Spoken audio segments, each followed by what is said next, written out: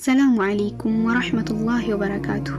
ውድ ቻናላችን ተከታታዮች በዚህ ቻናል የነቢያችን ሰለላሁ ዐለይሂ ወሰለም ተወዳጅ ሷሃቦች እነማን ናቸው የሚለውን የምናይበት ቻናል ነው። ሰብስክራይብ በማድረግ የቻናላችን ቤተሰብ ይሁኑ። በተጨማሪም ላይክ፣ ሼር፣ ኮሜንት በማድረግ የቻናሉ ቤተሰብ እንዲሆኑ በትህትና እንጠይቃለን። ሱማመት ኢብኑ ኡሳል ረዲየላሁ ዐንሁ በቁረይሾች ላይ የኢኮኖሚ ማዕቀብ የጣለ ዕውቅ ሰው። በ6ኛው ዓመተ ሂጅራ ነብዩ መሐመድ ሰለላሁ ዐለይሂ ወሰለም የዳዕዋ እድሳቸውን ለማስፋፋት ይወስናሉ። እናም ለ8 የተለያዩ ንጉስና ገዢዎች ወደ እስላም ጥሪ የሚያደርግ ደብዳቤ አጽፈው ይልካሉ። ይህ ደብዳቤ ከደረሳቸው ሰዎች መካከል ሱማመት አንዱ ነው። ሱማመት ከአረብ ንጉስና መሪዎች መካከል አንዱ ነው። የበኒ ሐኒፋ ጎሳ አለቃና እጅግ ይፈራና ይከበር የነበረ የኢማን ንጉሳዊ ቤተሰብ አባልም ጭምር። ሱማመት የነብዩ ሰለላሁ ዐለይሂ ወሰለም ደብዳቤ ያስተናገደው በንቀት ነበር። አዎንታዊ ምላሽ መስጠት ይቅርና ጥሪውን ለማዳመጥ እንኳን ፍቃደኛ አልሆነም። ይባስ ብሎ ነብዩ መሐመድ ሰለላሁ ዐለይሂ ወሰለም ለመግደል ወሰነ። ለዚህም ወንጀል ድርጊት ራሱን ማዘጋጀት ላይ እንዳለ አንድ አስተዋይ አጎቱ ከድርጊቱ እንዲቆጠብ አደረገው። ሱማመት ነብዩ መሐመድ ሰለላሁ ዐለይሂ ወሰለምን ከመተናኮል ቢቆጠብም ባልደረቦቻቸውን ግን ከማሰቃየት አላረፈም። ያሳድዳቸው ጀመር። ብዙዎች ዘግናኝ በሆነ ሁኔታ ገደላቸው። ነብዩ ሰለላሁ ዐለይሂ ወሰለም እንዲገደል አዘዙ። ይህንኑ ለባልደረቦቻቸው አወጁ። ብዙም ሳይቆይ ሱማመት ዑምራ ለማድረግ ወደ መካ ቀና። ካዕባን ሲጎበኝ ለጣዖቱ ሲያርድ ሱማመት ወደ መካ በጉዞ ላይ እያለ መዲና አቅራቢያ ሲደርስ ድንገት ያላሰበው ነገር ገጠመው። የነብዩ መሐመድ ሰለላሁ ዐለይሂ ወሰለም ባልደረቦች የመዲናን ቀበሌ አካባቢ ያስሳሉ። ጠላት ወደ መዲና ሰርጎ እንዳይገባ በመስጋት ሱማመትን ያገኙታል። ማንነቱን አላወቁም። በምርኮኝነት ይዘውት ይሄዳሉ። ወደ መዲና ምርኮኞች ከሚታሰሩበት ቦታ እንዲያርፍ ያደርጋሉ። መስጂድ ውስጥ ነብዩ መሐመድ ሰለላሁ ዐለይሂ ወሰለም ከቤታቸው ወጥተው ወደ መስጂድ ሊገቡ ሲሉ ሱማመትን ታስሮ ያዩታል። በምርኮኝነት ያሰራችሁት ሰው ማን እንደሆነ አውቃችሁታልን ብሎ ባልደረቦቹን ጠየቀ። የአላህ መልእክተኛ ሆይ አላወቅንም የሚል ምላሽ ይሰጣቸዋል። ይህ ሱማመት ኢብኑ ኡሳል አልሐኒፊይ ነው፣ ተንከባከቡት የሚል ትዕዛዝ ያስተላልፋሉ። ከዚያም ወደ ቤታቸው በመመለስ ቤት ውስጥ የተገኘውን ምግብ ለሱማመት ኢብኑ ኡሳል ወሰዱለት ብሎ ያዛሉ። ግመላቸውን ጧትና ማታ እየታለበች እንዲሰጠውም አዘዙ። ይህ ሁሉ የሚሆነው ነብዩ መሐመድ ሰለላሁ ዐለይሂ ወሰለም እርሱ ፊት ለፊት ከማግኘታቸው በፊት ነበር። ከዚያም መልእክተኛው ሰለላሁ ዐለይሂ ወሰለም ያገኙታል። ወደ እስላም ጥሪ ሊያደርጉለት ነው። በምን አይነት ሁኔታ ነው ያለኸው ሲል ጠየቁት። በመልካም ሁኔታ ላይ ነው የምገኘው። ከገደልከኝ ደመኛህ ነኝና ግደለኝ፣ በነፃ ከለቀቀኝ ውለታህን መላሽ ለሆነ ሰው ውለታ ውለሃል፣ ገንዘብ የምትፈልግ ከሆነ ደግሞ የምትጠይቀውን ያክል ይሰጣል ይላቸዋል።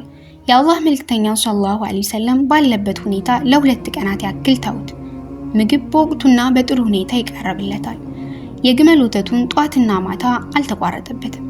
በምን አይነት ሁኔታ ላይ ነው ያለው ሲል ጠየቁት። ከ2 ቀን በኋላ ካለፈው የተለየ ምልህ የለኝም፣ ከለቀቀኝ ውለታ መላሽ ለሆነ ሰው በጎ ውለሃል፣ ገንዘብ ከጠየቀኝ ያሻህን ያክል ሰጣለሁ፣ ከገደልከኝ ደግሞ ደመኛህን ነው የገደልከው አላቸው።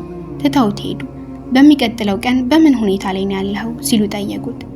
ከአሁን በፊት ከገለጽኩልህ የበለጠ የምጨምርልህ የለኝም፣ በነፃ ከለቀቀኝ ውለታ መላሽ ለሆነ ሰው በጎ ውለሃል፣ ከገደልከኝ ደግሞ ደመኛህን ነው የገደልከው፣ ገንዘብ ከፈለግ ያሻህን ያክል ሰጣለሁ አላቸው። ሱማመት በነፃ እንዲለቀቅ ባልደረቦችን አዘዙ። ነብዩ መሐመድ ሰለላሁ ዐለይሂ ወሰለም ተለቀቀ። ሱማመት የነብዩ ሰለላሁ ዐለይሂ ወሰለም መስጂድ ለቆ ተጓዘ። መዲና ዳርቻ አካባቢ አልበቂ አቅራቢያ ሲደርስ ከግመሉ ወረደ። በአቅራቢያው ውሃ አለ። ራሱን አጸዳ፣ ታጠበ። ከዚያም ወደ መስጂድ አቀና። ከዚያም እንደደረሰ ከሙስሊሞች መካከል ቆመና አሽሀዱ አን ላ ኢላሃ ኢላላህ ወአነ ሙሐመዳን ረሱሉላህ በማለት ኢስላምን መቀበሉን በይፋ አወጀ።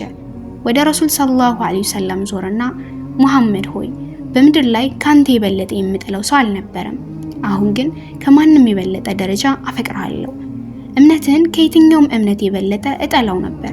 አሁን ግን እጅግ የማፈቅረውና የምሳሳለት ዲን ሆኗል። አገርህን ከየትኛውም ሀገር የበለጠ እጠላት ነበር። አሁን ግን ከየትኛውም ቦታ አስበልጬ ወዳታለሁ ካለ በኋላ የባልደረቦቻቸውን ንጹህ ደም አፍስሻለሁ። በእኔ ላይ የምትወስነው ቅጣት ምንድነው ሲል ጠየቃቸው። ሱማመት ሆይ ምንም ወቀሳ የለብህም፣ ኢስላም በቅድመ እምነት የተሰራውን ወንጀል ሁሉ ያብሳል አሉት። አላህ የኢስላምን ወደር የለሽ ጸጋ ስለለገሰው በመልካም አበሰሩት። እድለኛ እንደሆነም ነገሩት። የባልደረቦችን ደም ካፈሰስኩት እጥፍ ድርብ የሙሽሪኮችን ደም አፈሳለሁ።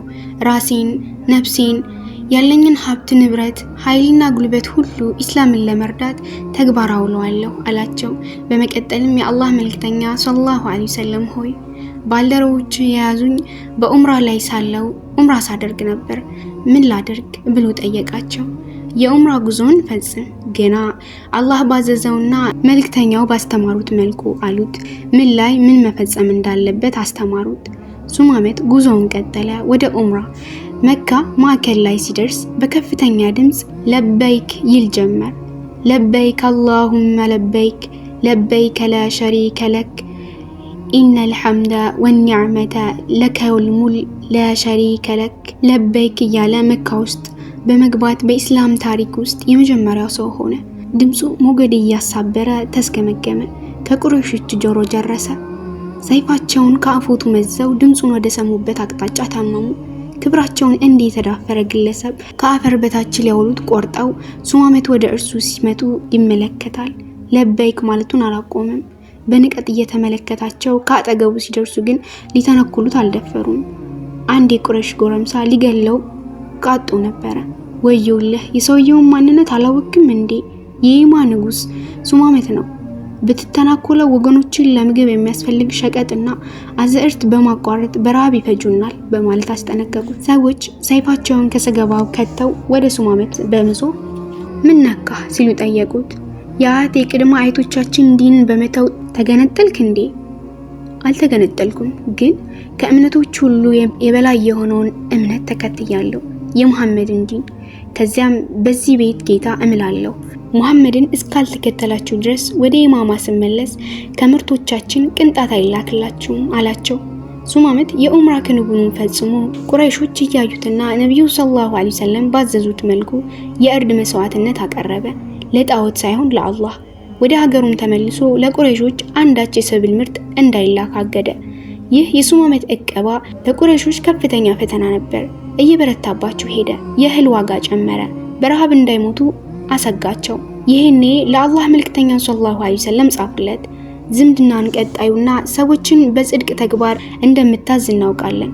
አሁን ግን ዝምድናችንን ቆርጠሃል፣ አባቶቻችንን በሰይፍ ገለሃል፣ ልጆቻችንን ደግሞ በረሃብ እየጨረስክ ነው። ሱማመት የእህል ምርት እቀባ አድርጎብናል፣ በረሃብ ሊያጠፋን ነው። ከድርጊቱ እንዲታቀብ ትጽፍለት ዘንድ እንጠይቀሃለን። የአላህ መልእክተኛ ሰለላሁ ዐለይሂ ወሰለም ለሱማመት ደብዳቤ እንዲደርሰው አደረጉ። እቀባውንም እንዲያቆም የታዘዘውን ፈጸመ። ሱማመት ኢብኑ ኡሳል በህይወት በቆየባቸው ጊዜያት ኢስላምን በጽናት አገልግሏል። ለነብዩ ሰለላሁ ዐለይሂ ወሰለም በታዛዥነት ጸንቶ ቆይቷል። የአላህ መልእክተኛ ሰለላሁ ዐለይሂ ወሰለም ለህልፈት ከበቁ በኋላም አረቢያ ምድር ውስጥ ከኢስላም የማንጓጠጥ አዝማሚያ ተከሰተ። ሰዎች በቡድንም በግልም ከኢስላም ይወጡ ጀመር። የበኒ ሐኒፍ ሙሰይለመተል ከዛብ ነብይ ነኝ በማለት አወጀ። ሱማመት ሐሰተኝነቱን በማረጋገጥ በጽናት ይታገሉ ጀመር። እንዲህ ስለ ወገኖቹ አወጀ። በኒ ሐኒፋውያን ሆይ ይህ ብርሃን የሌለው ጽልመት ነው። ከመካከላችሁ ይህንን ሐሰተኛ የተከተላችሁ ከፍተኛ ውድቀት ይገጥማችኋል። ያልተከተላችሁ ደግሞ በላ ወይንም ፈተና ከፊታችሁ ተጋርጧል። በኒ ሐኒፋውያን ሆይ በአንድ ጊዜ ሁለት ነብይ አይኖርም። ሙሐመድ ብቸኛ የአላህ ነብይ ናቸው። ከእርሳቸው በኋላ ነብይ የለም። ቁርአንን ከሙሰይለማ ንግግሮች ጋር እያነጻጸረ የሙሰይለማን ሐሰተኝነት ያጋለጥ ጀመር። በሙስሊምነታቸው ጸንተው ከቆዩ ወገኖች ጋር በመሆን ሙርተዶችን በጽናት መፋለሙን ጀመረ እስከ መጨረሻው። ሱማመት ኢብኑ ኡሳል ለኢስላምና ለሙስሊሞች ለዋለው ወሮታ አላህ ምንዳውን ይክፈለው፣ ጀነትንም ያጎናጽፈው። አሚን።